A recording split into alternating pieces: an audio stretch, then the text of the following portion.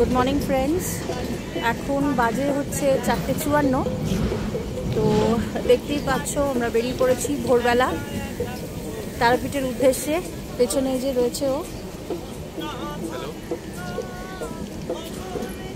তো এখন আমরা রয়েছি বেলু স্টেশনে বেলু স্টেশন থেকে প্রথমে যাব হাওড়া হাওড়া থেকে ধরবো গণদেবতা যেটা টাইম হচ্ছে 6:05 তো চলো হাওড়া পৌঁছে তোমাদের সাথে কথা বলবো বেলুর স্টেশনে দাঁড়িয়ে থেকে অপেক্ষার অবসান দেখা দিল ট্রেন ওই দূরে আলো জ্বলছে ট্রেন আসছে ট্রেনে উঠবো উঠে যাব প্রথমে হাওড়া স্টেশন এবার সেখান থেকে ধরবো আমাদের ট্রেন গণদেবতা যেটা টাইম হচ্ছে 6:05 তো চলো ট্রেন এসে গেছে দেখতেই পাচ্ছ তোমরা এই ব্লগটা কিন্তু স্কিপ না করে দেখো কারণ আমি পুরো ইনফরমেশন কিন্তু এই ব্লগের মধ্যে বিভিন্ন জায়গায় দেব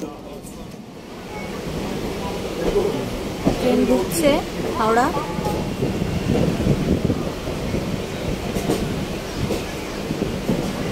এটা বন্দে ভারত এক্সপ্রেস সবাই তো জানোই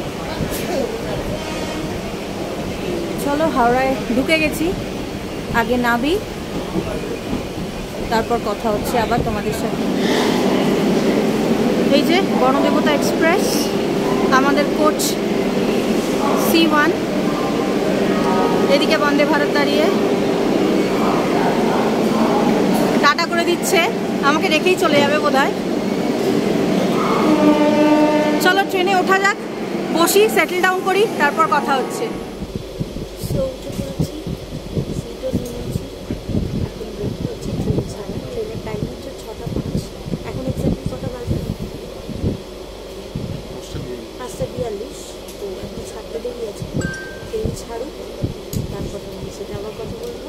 ট্রেন তো ছেড়ে দিয়েছে তবে আমি খুব বাজে একটা জায়গায় সিট পেয়েছি উইন্ডো সিট পেলেও এমার্জেন্সি উইন্ডো যেটা সেই সামনে বসেছি তাই এখান থেকে কিছু ভিউজ পাওয়া যাচ্ছে না কিন্তু মন ভালো করে দিল সঙ্গে থাকা এই বাউল গান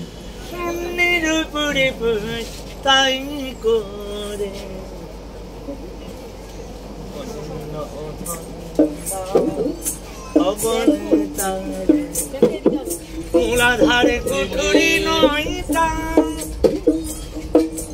তাহার উপরে চিলে কোটা কাতিয়া কি পাগলা বেটা ঘুরতে গেলে কিন্তু আমরা অনেকেই অনেক টাকা এক্সট্রা খরচা করে ফেলি তাই এনাদের মতো মানুষদের দেখলে যৎসামান্য কিছু সাহায্য করে যাবেন কারণ আপনার আমার সাহায্য ছাড়া কিন্তু এদের সংসার চলাটা খুবই কষ্টকর আর বাউল কিন্তু এখন আস্তে আস্তে হারিয়ে যাচ্ছে আমরাই পারি এদেরকে বাঁচিয়ে রাখতে উপরে নিচে সাড়ে সাহারে সাড়ে নয় দুজু যাহাতারে উপরে নিচে সাড়ে সাহারে সাড়ে নয় দুজু যাহাতারে লালন কই যেতে পারে লালন বনে যেতে পারে সুন্দর যা বলে ঘরে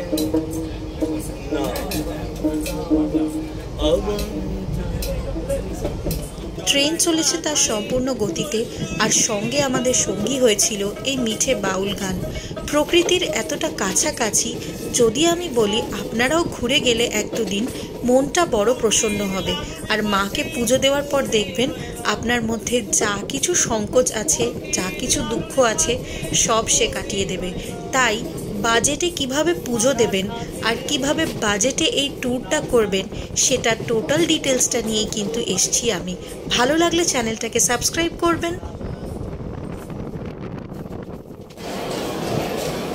নেমে পড়েছি আমরা রামপুরহাট স্টেশন দেখতেই পাচ্ছ প্রচণ্ড ভিড় 4 নম্বর প্ল্যাটফর্ম বাইরে থেকে গাড়ি পাওয়া যায় টোটো অটো পাওয়া যায় সেটাই ধরবো গণদেবতা আমাদের গন্তব্য স্থানে পৌঁছে দিল ঠিক সকাল 10:15 10:15 রামপুরহাট স্টেশনের 4 নম্বর প্ল্যাটফর্মে নামলাম। মানুষের কোলাহল আর ভিড়ে মিশে গিয়ে এগিয়ে যেতে থাকলাম আমাদের পরবর্তী গন্তব্যস্থান তারাপীঠ। চলুন সঙ্গে। বয়স্ক মানুষদের সুবিধার্থে কিন্তু রামপুরহাট স্টেশনে এখন এসক্যালেটর বা লিফটেরও সুব্যবস্থা করে দেওয়া হয়েছে, তাই তাদের জন্যও কিন্তু এখন এখানে আসাটা অনেকটাই সহজ। রামপুরহাট স্টেশন থেকে বাইরে বেরিয়ে এসে আপনারা এখান থেকে পাবেন বাস, টোটো, অটো। আপনারা রিজার্ভ করেও যেতে পারেন অথবা শেয়ারেও যেতে পারেন। শেয়ারে ভাড়া পড়ে 40 টাকা আর রিজার্ভ করলে 150 থেকে 200 টাকা, তবে একটু দরদাম করে নেওয়াটা কিন্তু মাস্ট। তো নিয়ে নিয়েছি একটা গাড়ি এখান থেকে। রামপুরহাট স্টেশন থেকে বেরোতেই কিন্তু আমরা পেয়ে গেছিলাম একটা শেয়ার গাড়ি, যেটাতে আমাদের জনপ্রতি ভাড়া লেগেছিল 40 টাকা। প্রকৃতি দেখতে দেখতে আর সুন্দর এই ঠান্ডা ঠান্ডা আবহাওয়ায় হাওয়া খেতে খেতে পৌঁছে গেলাম আমাদের পরবর্তী গন্তব্যস্থান তারাপীঠ, যেখানে আমাদের হোটেল কিন্তু আগে থেকেই বুকিং করা ছিল। তো চলুন আপনাদেরও নিয়ে যাই। আর যদি এখনও পর্যন্ত ভিডিওটা দেখে থাকেন আর ভালো লেগে থাকে, তাহলে রিকোয়েস্ট করব চ্যানেলটাকে সাবস্ক্রাইব করে পাশে থাকা বেল আইকনটা অতি অবশ্যই প্রেস করে অল বাটনটা প্রেস করবেন, যাতে আগামী ভিডিওগুলো এলেও আপনারা জানতে পারেন ও দেখতে পারেন। আর এই ভিডিওটাতে কিন্তু আমি প্রতিটা ইনফরমেশনই মাঝে মধ্যেই দিতে থাকবো, তাই স্কিপ না করে দেখুন। সেটাই কিন্তু আপনাদেরকে সমস্ত ইনফরমেশন পেতে সাহায্য করবে। তো ফাইনালি পৌঁছে গেছি আমরা আমাদের হোটেলে। হোটেলের নাম হোটেল বন্ধু। এটা কিন্তু তারাপীঠের মন্দিরের যে অপোজিট দিকের রাস্তা, থানা যেটা রয়েছে তারাপীঠ, সেই দিকে। আমি আপনাদের ডিটেলসের রাস্তাটাও দেখিয়ে দেব। আপাতত চেক ইন করে নেওয়ার পালা। চলুন রিসেপশনে যাই, গিয়ে চেক ইন করে নিই আর দেখি আমাদেরকে কেমন রুম প্রোভাইড করা হয়েছে। আগেই বলে রাখি, এটা কিন্তু বাজেট হোটেল, তাই এখানে বিশাল ডিলাক্স সার্ভিস আশা করবেন না। তবে পরিবেশটা কিন্তু যথেষ্ট পরিচ্ছন্ন, সেটা আশা করি দেখতেই পাচ্ছেন। এবং দেখতেই পাচ্ছেন ঢোকার মুখেই রয়েছে ভীষণ সুন্দর মন্দির। যারা ঠাকুর ভক্ত বা যারা সত্যিই ঠাকুরে বিশ্বাস করেন, তারা কিন্তু এখানে এসে প্রথমেই খুব কমফোর্টেবল ফিল করবেন। আর এখন বাজে 11:06, আমরা কিন্তু হোটেলে পৌঁছে গেছি। তো চলুন যাওয়া যাক নিজেদের রুমে আর দেখা যাক আমাদের রুমটা ঠিক কেমন। প্রথমে সিঁড়ি দিয়ে উঠতে হবে প্রথম স্টেপে। আর এখানে কিন্তু খুব সুন্দর করে একটা সেলফি জোন তৈরি করা আছে, যেখানে আপনি চাইলে দাঁড়িয়ে আপনার জন্য একটা সেলফি নিতে পারেন আর শেয়ার করতে পারেন। দেখুন আপনাদেরকে দেখাচ্ছি, বেশ সুন্দর সেলফি জোনটা, আমার তো খুব পছন্দ হয়েছে এবং এখানে দাঁড়িয়ে আমি 2-1টা ছবিও নিয়েছি। তো চলুন যাওয়া যাক এবং দেখা যাক আমাদের রুমটা কেমন। এই দেখুন একটা বড় লবি রয়েছে, এই লবি বরাবরই কিন্তু প্রত্যেকটা রুম রয়েছে। আমি আপনাদের আরও কয়েকটা রুম দেখিয়ে দেব। আপাতত আমরা নিজেদের রুমে প্রবেশ করছি। তো চলুন যাওয়া যাক। দেখুন ঢোকার মুখেই কিন্তু রয়েছে একটা ডাস্টবিন, যেটা কিন্তু আমার খুব ভালো লাগলো, কারণ পরিষ্কার পরিচ্ছন্নতা বজায় রাখার সর্বপ্রথম স্টেপ হচ্ছে প্রপার ডাস্টবিন থাকা। তো রুমে আমরা এসে গেছি। আর রুমে ঢুকতেই প্রথমেই দেখলাম এখানে অল আউট দেওয়া রয়েছে, সঙ্গে তো কি কার্ড থাকবেই, রয়েছে হ্যাঙ্গার যেখানে আপনারা জামা কাপড় টাঙাতে পারেন। আর তার সাথে সাথে লেখা রয়েছে জানলার ধারে কিন্তু কোনোভাবেই নিজের মোবাইল, মানি ব্যাগ বা প্রয়োজনীয় জিনিস রাখবেন না। আমরা আমাদের জিনিসগুলো আপাতত চেয়ারে টেবিলে রেখে একটুখানি সেটেল ডাউন হওয়ার চেষ্টা করছি।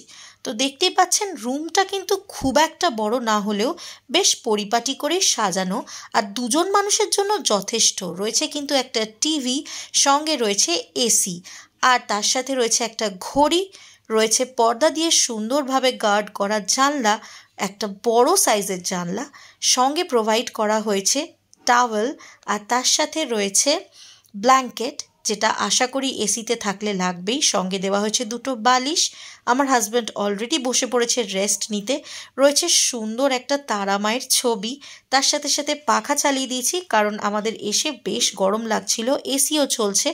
রয়েছে একটা মিড সাইজ আয়না, যেটা আপনাদের সাজার জন্য কিন্তু যথেষ্ট। আর তার সাথে সাথে চলুন একটু দেখে নিই জানলার বাইরে আউটার ভিউটা ঠিক কেমন। যদি ভালো কিছু হয় তো ভালোই হয়, না ততটা ভালো ভিউ নেই জানলার বাইরে। সামনেই একটা সম্ভবত এটা পার্টি অফিস বা কোনো ক্লাব ঘর। তো বাইরের ভিউটা অত ভালো না হলেও রুমটা কিন্তু যথেষ্ট পরিষ্কার এবং ভীষণ সুন্দর উডেন ফিনিশ টাইপের ওয়াল করা আছে, যেটা আমার কিন্তু খুব ভালো লাগলো। আর তার সাথে সাথে দেখুন জল দিয়ে গেছে, গ্লাস দিয়ে গেছে, দিয়েছে অ্যাশট্রে, আর আমরা আমাদের জিনিসপত্র রেখে নিয়েছি।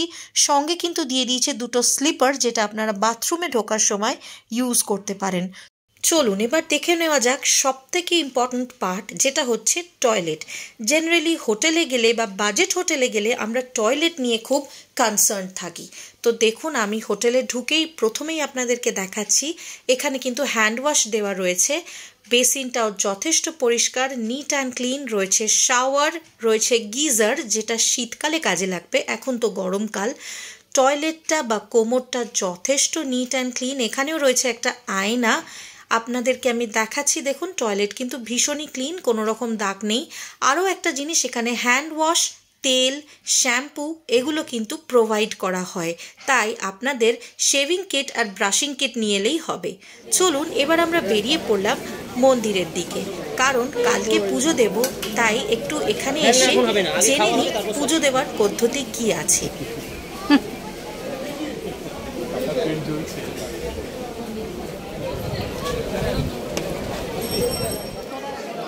দেখতে পাচ্ছেন আমরা এসেছি পূর্ণিমার সময়, তাই মন্দির চত্বরে কিন্তু প্রচণ্ড ভিড় আর প্রচুর লাইন।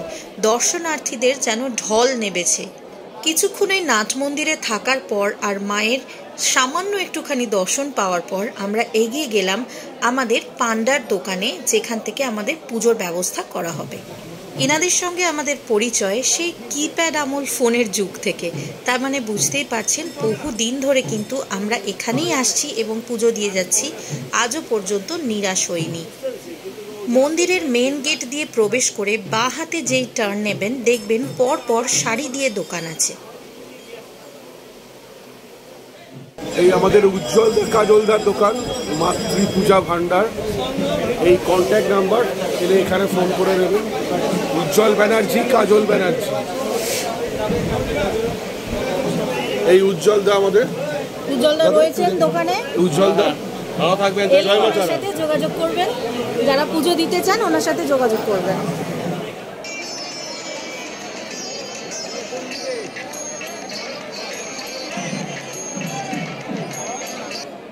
এই মায়ের মন্দির, দর্শনার্থীদের ঢল দেখতেই পাচ্ছ, ভোর থেকেই এরকম ভিড় থাকে।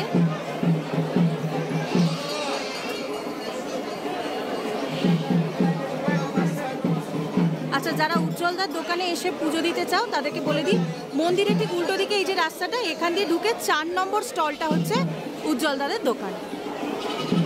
আর এই হচ্ছে মেন এন্ট্রি, মন্দিরের মেন গেট, এখান দিয়ে ঢুকতে হবে। চলো এগোনো যাক।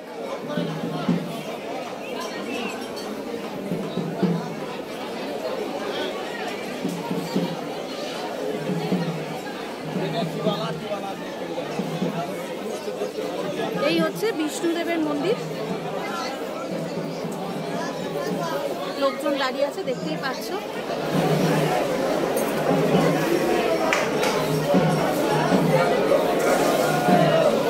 মালা পেলায় মালা পেলায়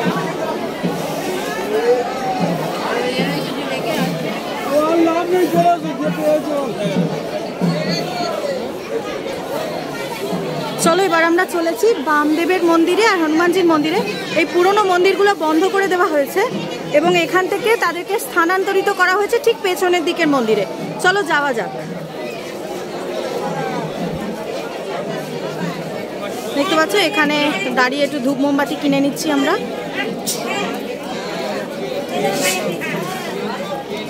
আর এই হচ্ছে সামনের যে পুষ্করিণী, যে পুকুরটা রয়েছে সেইটা।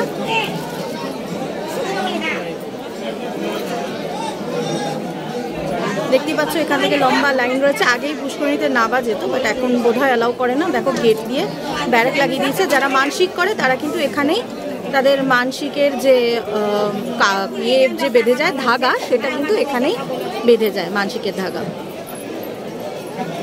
চলো মন্দিরে যাওয়া যাক। এখানে স্টেপ রয়েছে, স্টেয়ার কেস, এখান দিয়ে উঠছি। এই দাদার দোকান থেকে ধূপ মোমবাতি নিয়ে নেওয়া হচ্ছে। বাতি নিয়েছো? একটা বাতি নাও।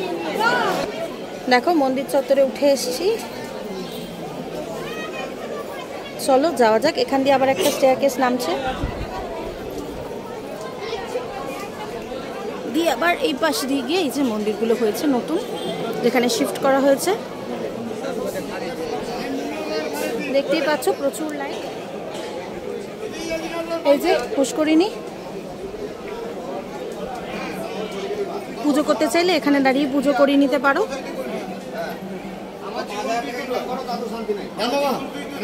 এই হচ্ছে বামদেবের মন্দির, তো আগেই তোমাদের দেখিয়েছি।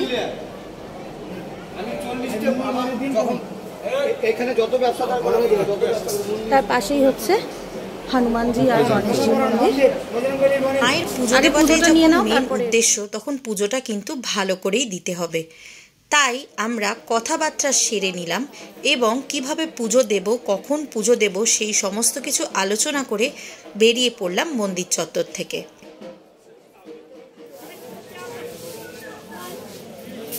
এটা হচ্ছে বামদেবের সমাধিস্থল। এখানেই এই লাল মন্দিরটার নিচে বামদেবকে সমাধিস্থ করা হয়েছিল তার দেহত্যাগের পর। তাই এখানে কিন্তু আসাটা অত্যাবশ্যক। তোমরা যদি মন্দিরে পুজো দাও আর এই স্থানে না আসো, তাহলে বলে মা নাকি পুজো নেন না। তাই পুজো দেওয়ার পর অতি অবশ্যই কিন্তু বামদেবের সঙ্গেও দেখা করে যেও, আর এখানেও যৎসামান্য সামর্থ্য অনুযায়ী পুজো দিয়ে যেও।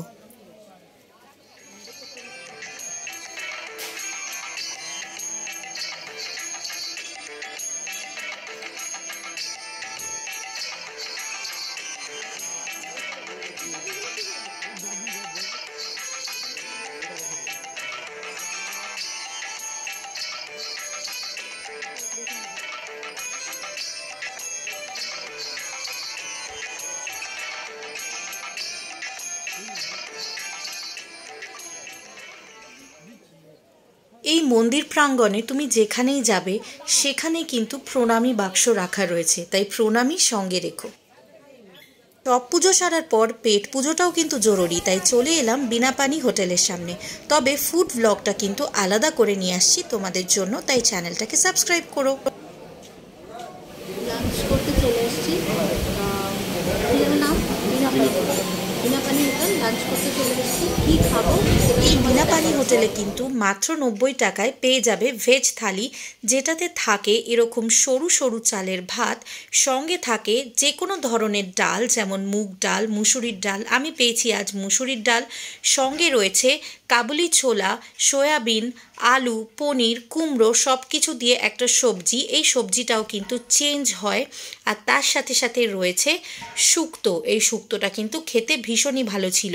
এই সবকটা আইটেম কিন্তু তোমরা পাবে আনলিমিটেড, আর তার সাথে থাকবে দুটো ভাজা, সেটা পটল ভাজা রয়েছে আর বেগুনি রয়েছে আজ, সঙ্গে দিয়ে দিয়েছে কমপ্লিমেন্টারি 1 বোতল জল।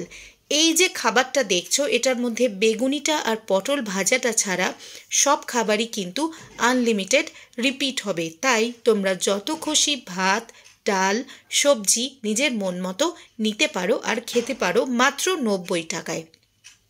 খাবারের কোয়ালিটি নিয়ে যদি কথা বলি, সরু সরু চালের গরম গরম ভাত, তার সাথে দিয়েছে শুক্তো, যেটা খেতে সত্যিই খুব ভালো ছিল।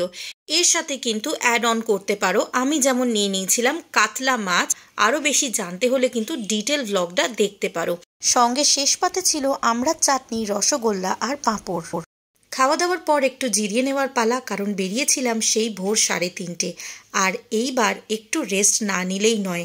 বিকেলবেলা আবার বেরিয়েছিলাম, কি খেলাম, কি করলাম, কোথায় গেলাম, সেই সব কিছু ডিটেলস নিয়ে আসছি ব্লগ 2তে। তাই সঙ্গে থেকো, চ্যানেলটাকে সাবস্ক্রাইব করে নিও। টাটা।